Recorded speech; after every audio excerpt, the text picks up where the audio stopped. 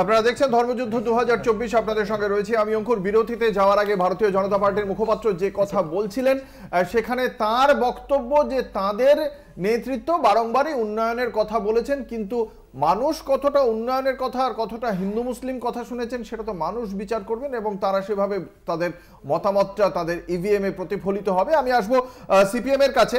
এই যে ভোটটা পুরোটাই এই আত্মা পরমাত্মা হিন্দু মুসলিম আদিবাসী কুর্মী মতুয়ার মধ্যে সীমাবদ্ধ রইল, আপনাদের যে পুরো জায়গাটা আপনারা তুলে আনতে পারলেন না।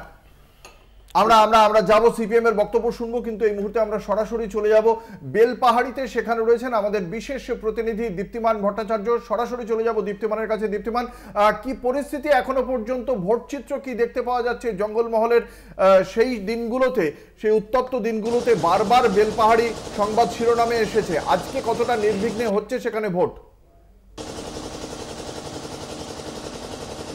একেবারে দেখো, এখানে কিন্তু নির্বিঘ্নে ভোট হচ্ছে সকাল থেকেই, এবং বেলপাহাড়ি বাঁশপাহাড়ি এই যে পুরো অঞ্চলটা রয়েছে, একটা সময় এখানে কিন্তু সাধারণ মানুষ বেরিয়ে ভোট দিতে পারতেন না, বেশিরভাগ সময় কিন্তু ভোট বয়কটের ডাক দেওয়া হতো।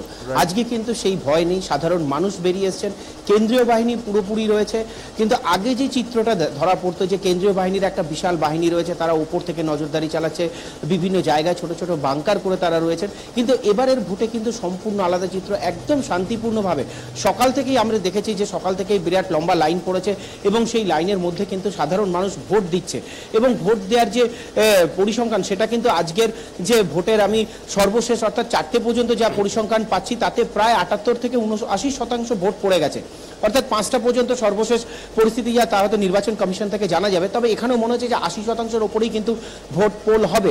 অর্থাৎ এর থেকেই বোঝা যাচ্ছে যে এখানে সাধারণ মানুষ কিন্তু বেরিয়েছেন, তারা কিন্তু ভোট দিয়েছেন শান্তিপূর্ণভাবেই। ঝাড়গ্রাম কনস্টিটিউয়েন্সিতে ভোট হয়েছে, তবে দুটো বিক্ষিপ্ত ঘটনা ঘটেছে। একটা হচ্ছে প্রণব টুডুকে কিন্তু তাড়া করা হয় বলে অভিযোগ, তার যিনি দেহরক্ষী ছিলেন তার মাথা ফেটে যায়, তাকে হাসপাতালে নিয়ে যায়, প্রাথমিক চিকিৎসার পর তাকে ছেড়ে দেওয়া হয়।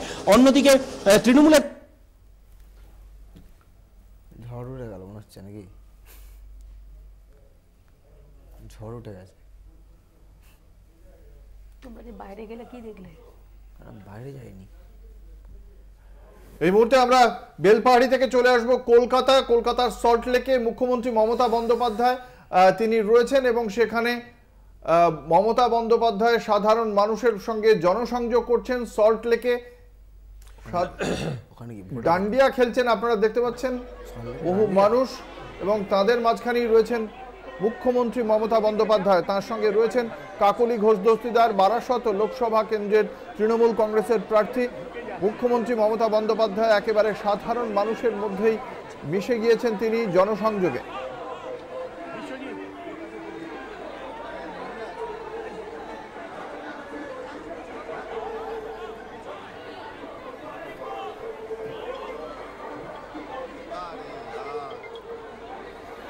এই মুহূর্তে আমরা চলে যাব বিষ্ণুপুর লোকসভা কেন্দ্রের তৃণমূল কংগ্রেসের প্রার্থী সুজাতা মণ্ডল, তিনি কি বলছেন আমরা শোনাবো। সকাল থেকে এখন ভোট প্রায় শেষের পথে পাইনি, দু একটা জায়গায় বিচ্ছিন্ন টুকটাক ঘটনা হয়েছে যেগুলো বিজেপি চেষ্টা করেছিল অশান্তি করার, বিজেপি চেষ্টা করেছিল বিভিন্নভাবে চক্রান্ত করার, অশান্তির পরিবেশ বাতাবরণ তৈরি করার, কিন্তু আমাদের তৃণমূল কংগ্রেসের সিস্টেম, আমাদের well behaved manner, well discipline manner, সেটা কিন্তু তাদের সাকসেস হতে দেয়নি। আর দু একটা জায়গায় মেশিন খারাপ ছিল, সেগুলো প্রশাসনের তরফ থেকে বদল করে দেওয়া হয়েছে। আপনার বিরোধী প্রতিপক্ষ যিনি রয়েছেন সৌমিত্র খা, তিনি গোটা দিন নিজেকে ঘরবন্দি করেই রাখলেন, এবং একটি ভিডিও মেসেজে বলেন যে 3 লক্ষ ভোটে তিনি জয়যুক্ত হচ্ছেন। ওনাকে একটা জিনিস আমি বলতে পারি, দেখুন উনি ঘরবন্দি কেন থাকবেন না, উনি তো মানুষের কাছে যাওয়ার মতন মুখটাই রাখেননি, ওনার তো মুখটা পুড়ে গেছে, নির্লজ্জ, তাই জন্য মুখটা নিয়ে বেরোতে পারেনি। কারণ উনি জানেন যে 10 বছরে কোনো কাজ করেননি, ভোটারদের কাছে যাবেন কি করে? যেই যাবে ভোটারও তো এটা ধরবে যে তুই তো কোনো কাজ করিসনি, এখন এসছিস ভোট চাইতে। এই যে ব্যাপারটা, এই আতঙ্কে উনি ঘর থেকে বেরোননি। উনিও জানেন করোনার সময় মানুষের পাশে থাকেননি, কর্মীদের কাছে দাঁড়ানোর সাহস নেই, কারণ কর্মীদের উনি ফোন ধরেন না।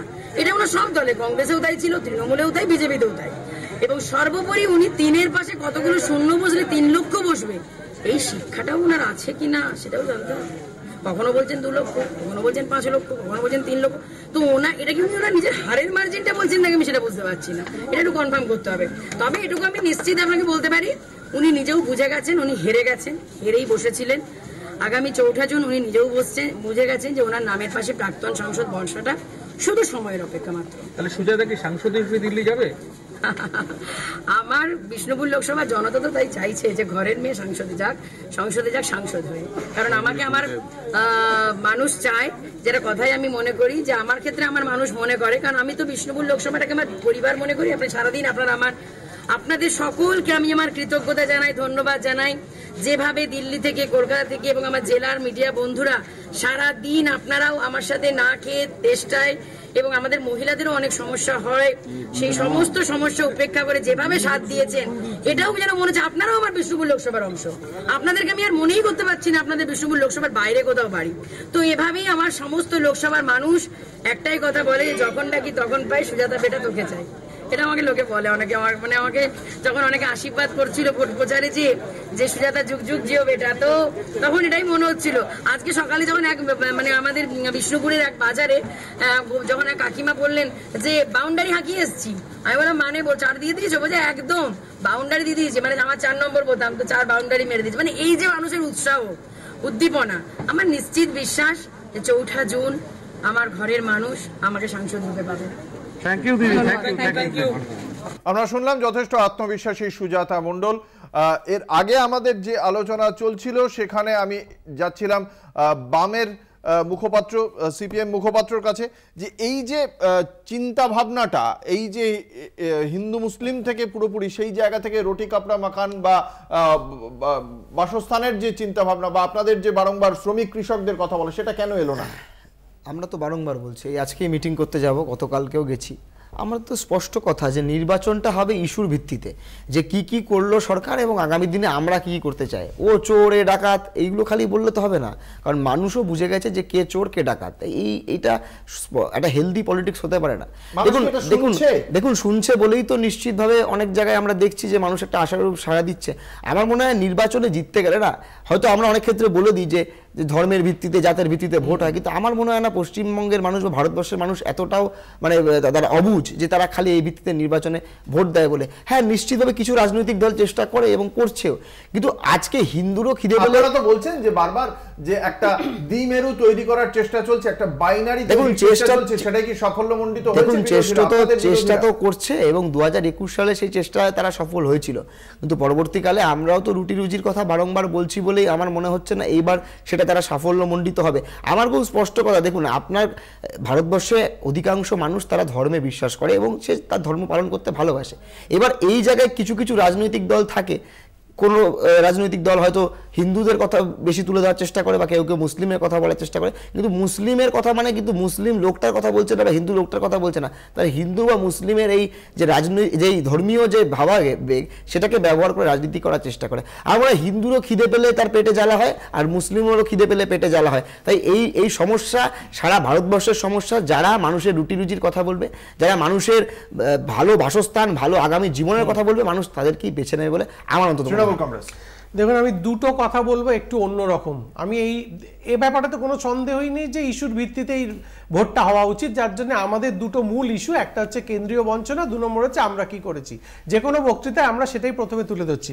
আজকে ধরুন পশ্চিমবঙ্গে 6ষ্ঠ দফার ভোট হচ্ছে, আপনি আমাকে বলুন তো কটা বুথে, এই 6টা দফা মিলিয়ে আমি জাস্ট 2টো পয়েন্ট উল্লেখ করব, খুব গুরুত্বপূর্ণ। কটা বুথে এই 6টা পোল বুথ মানে ফেজ মিলিয়ে বিরোধী রাজনৈতিক দলগুলো, মানে আমি বলছি পশ্চিমবঙ্গের বিরোধী রাজনৈতিক দলগুলো রিপোলিং চেয়েছে? কটা বুথে চেয়েছে বলুন? তার মানে একটা বুথে এখন কখন আমরা বলি যে না খুবই বাজে নির্বাচন হয়েছে, এই নির্বাচনের ফলাফল গ্রাহ্য হবে না, যেখানে আমরা দেখি যে ফলস ভোটিং, চাপ্পা ভোটিং, হোয়াটএভার যেটাই আপনারা বলুন না কেন, এবং সেটা কাউন্টার করার উপায় কি? যদি সেই বুথে 10%-এর উপর টেন্ডার ভোটিং হয় তাহলে সেই বুথে রিপোলিং হবে, অথবা সেই বুথে বিরোধী দলগুলো যদি বা যে কোনো রাজনৈতিক দল যদি অভিযোগ থাকে নির্বাচন কমিশন মনে করলে। আপনি আমাকে অ্যাঙ্কার হিসেবে দয়া করে বলে দিন কটা বুথে রিপোলিং চেয়েছে? একটাও না।